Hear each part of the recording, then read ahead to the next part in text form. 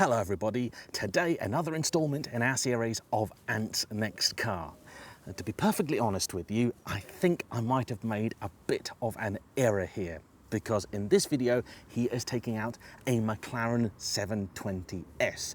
720 horsepower, 1400 kilos, over 210 mile an hour. This is one of the fastest cars you can buy, full stop. It might not be the most powerful car that he's ever driven, but it is the most powerful of this series, and in the real world this will easily keep up with the 830 horsepower Ferrari 296. This weighs nearly the same as my lightweight Scuderia, but has a full interior, has another 200 horsepower, incredible turbocharged performance, and billionaire doors. And all of this can be yours or his for less than the price of the 488 that we tested recently. On paper, this is an almost irresistible bargain. And even worse, I think it just so happens to be one of the best driving cars money can buy at any level. But will Anthony agree? Let's let him loose in it, and then when he's done, we'll reconvene and have a chat.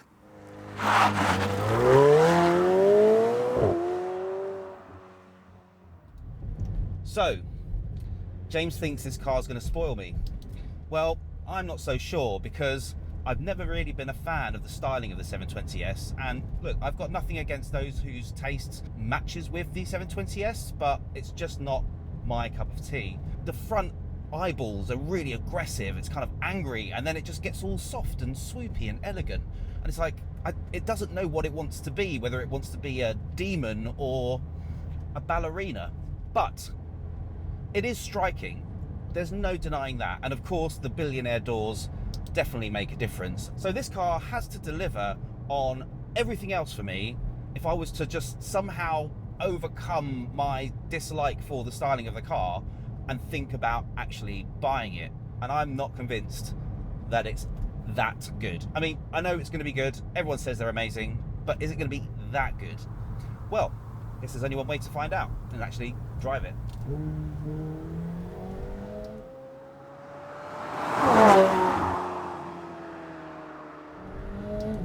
Ooh. It goes! It definitely goes. And yeah, well, I'm smiling. No, stop smiling. I don't want to like this car, because if I do like this car, then I might have to buy one, and then I'll have to look at it, and I don't want to look at it. To be fair to the car, it does have a lot going for it in the looks department. Don't get me wrong. It just needs a little help, and I think the 765 LT is the car that gave it the help it needed. That little extra bit of aero on the front, on the splitter, on these little side flicks, sort of winglets, all of those things I think made a big difference. And if I could get a 765 LT, then that would be the car that I'd probably think about. If I did really like everything else about this car and really, really wanted one, then the big problem for me would be that I'd have to buy the car, then probably have to buy a bunch of extra body styling parts to kind of give it the look that would make me want to go outside and look at the car.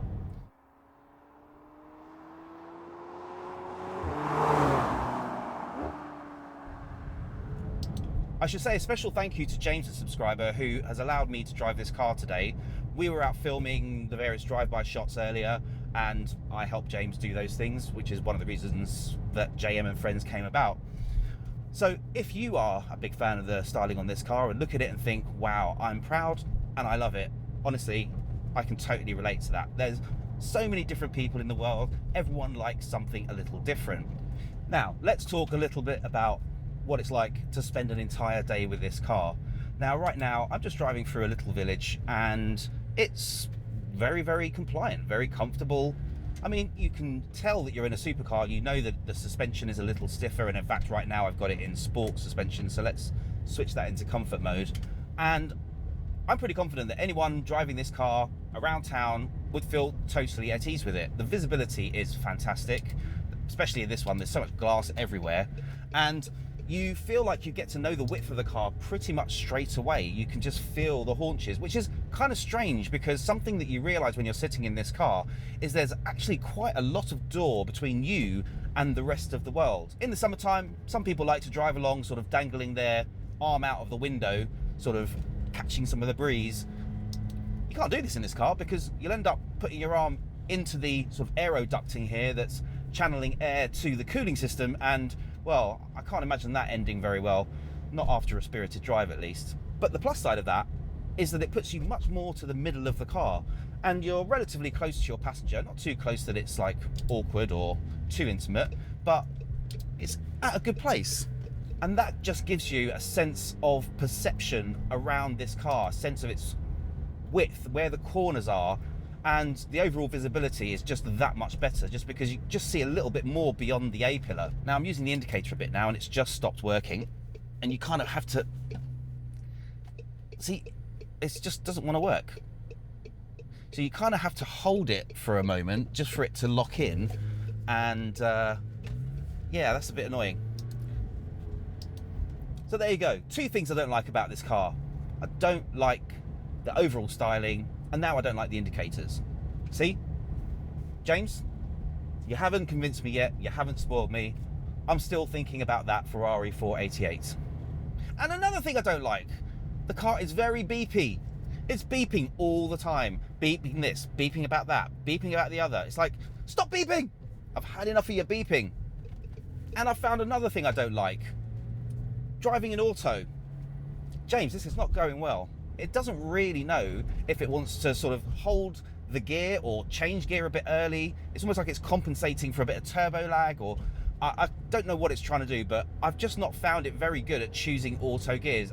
Yeah, and now it's holding that second gear. Does it really need it? I'm not really, I'm just poodling. You could be in third now. Finally, you're in third. Right, manual. I mean, to be honest, that doesn't bother me. My R8 GT, that's terrible, worse than this. So it's definitely not a deal breaker.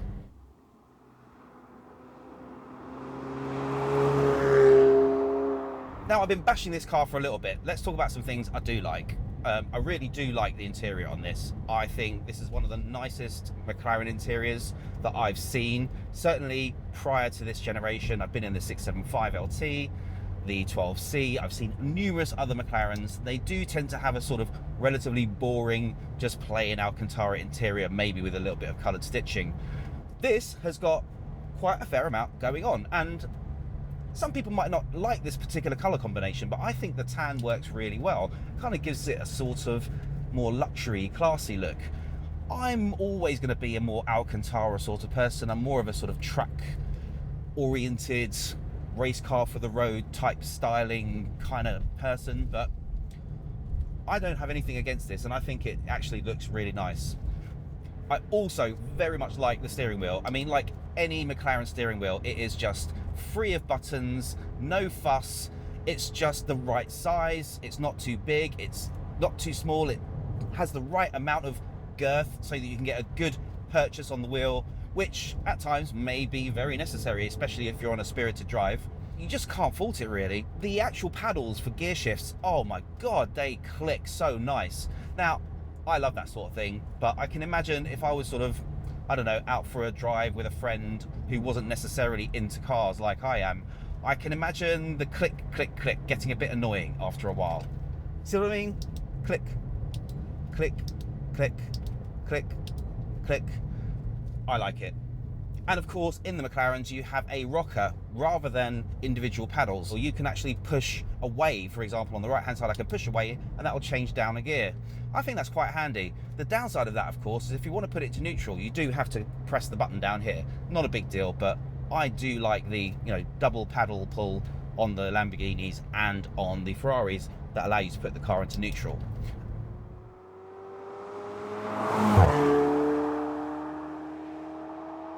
Another thing I like about the paddles is that they follow the steering wheel.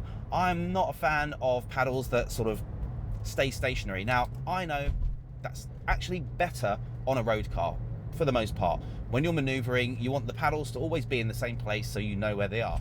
On a race car, you definitely want the paddles to follow the steering wheel, and that's because, for the most part, you're rarely going to take your hands away from the 1/4 to 3 position. So there's absolutely no point in the paddle staying stationary, because you want the paddles to follow your hands and be in exactly the same place every time.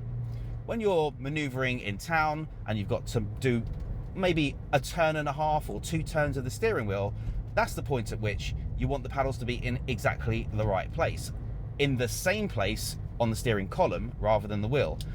I just prefer them moving with the wheel rather than staying stationary.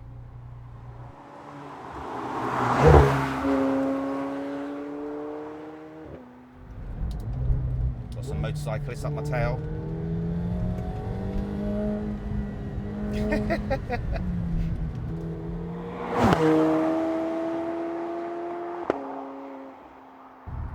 That was intense. Okay, James, now I get it. Now I get it. This car is fast. I mean, really fast. I'm just trying to think, what else have I driven that's this fast? Okay, the Ferrari 296, I drove that, that was quick. 830 horsepower, so 100 horsepower more than this, but heavier. I don't think this is probably like the second most powerful car that I've driven, but I think it's up there as one of the fastest, if not the fastest. And not just fast in a straight line, in the corners. I mean, this thing corners like it's on rails, and in a way that's really, really balanced. Your seating position is slightly forward. You feel like your feet are right by the front tires, almost like your feet are in contact with the road, if that makes any sense. So you feel this sense of connection with the steering and where the car is pointing and what it's doing. Not just from where you sit in the car, but how you feel connected through the seats. And these seats, by the way, are very nice. These aren't the bucket seats, but they feel just as effective as any bucket seat to me, only slightly more comfortable. The steering on this as well is incredible. Like, it just darts, like it points, it turns. You can actually feel every little bump in the road, and you find yourself making these small adjustments for the constant changes in contour on the road to keep the wheels pointing in the direction you want them to go, even though the road's trying to push them and pull them in different directions. And if you've driven on a British country road, a very bumpy one, you'll know exactly what I'm talking about. And in that little run I just did, the car was actually in comfort mode on the suspension. Even then, I didn't feel like the car was trying to wallow or, you know, boat around. It was very, very planted, very firm. It's kind of comfort, or at least as comfortable as you can expect in a supercar. The connection with the road is really incredible. I'm going to try it. I'm going to try it in sport handling. So that should firm up the suspension a little bit. I'm currently now in track for the powertrain, and let's just see what that feels like.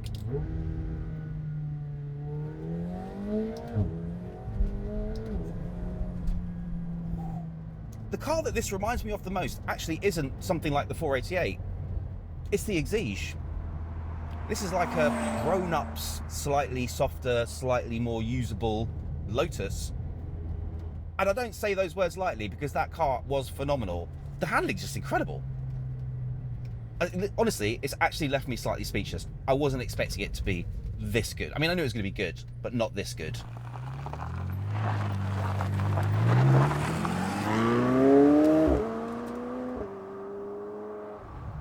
So you know, you spend some time with a car, and at first, you know, you've got nothing but complaints about it. And then something strange starts to happen. You start to think, well, oh, were those things so bad?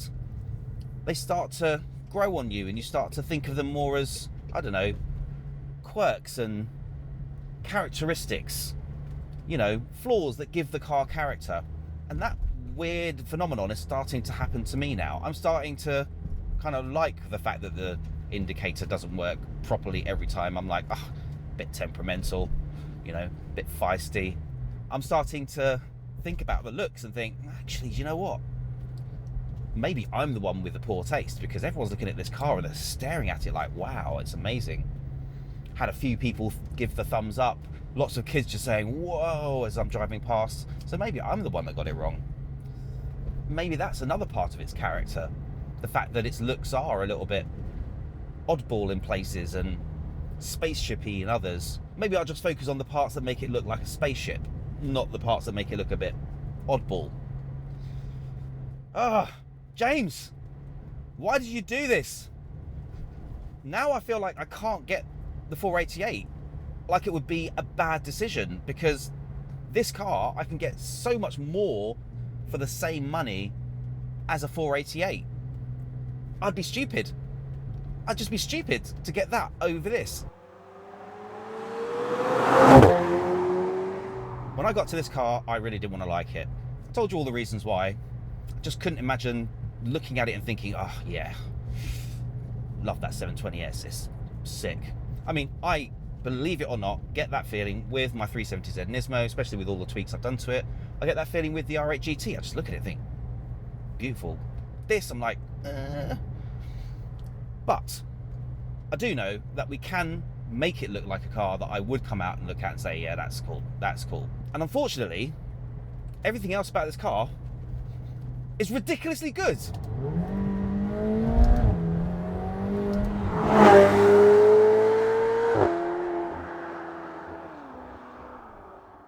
And what time do you call this exactly? I'm sorry. I'm so sorry. I Where have you been? may have got a little carried away. Yeah, well, you were right.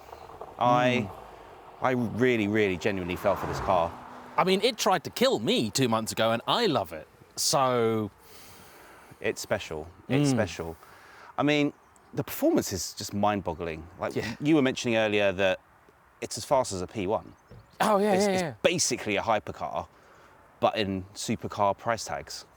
Oh, but this is not even supercar price tag. This is what's so crazy about these cars right now. This is not supercar price tag. This is not even new 911 Carrera GTS money. These start at 115, 120? Yeah. That's crazy. It's a lot of car. I didn't want to like it. I'll be honest. I really, really didn't want to like it. But if it's not top of my list, it's very, very high at the moment. I had a suspicion that this was going to fairly easily beat the 488 for you. And in a lot of ways, it kind of does for me. The engine in the 488, I think, is the better engine. It's not got quite the power of this, but the response, the interactivity and the noise is better, which I think on the road, I value more. There's a couple of moments where I've gone to overtake in this, and you got to put your foot down and go, oh, there we go, and then you're flung past it. You've got to get it into the optimum rev range. Yeah, if it's below $3,000, it's asleep. Yeah, but once it's above that, oh my, the performance, the interactivity, the gearbox. It doesn't sound the greatest, but frustratingly, it does sound better from outside than in. You get that old pop. Did you get any of those? Oh yeah, plenty. And the view out. Yeah. I mean, you sit in this car and you just go, This is one of the things that I was talking about. You've got this big gap between you and the outside world. This door is really, really thick because of all the aero, directing air into the radiators. I think there's a broccoli in here. So, what?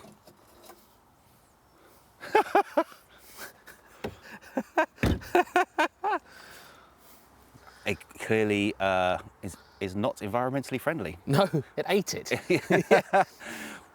But yeah, I was talking about this in the car actually. There's a lot of door between you and the outside world because of all of this ducting that goes into the cooling. Yeah. And as a result, you're actually sitting quite central to the car. Yes. Which gives you this perspective forward of the A-pillar that would normally, by many cars, would actually block that.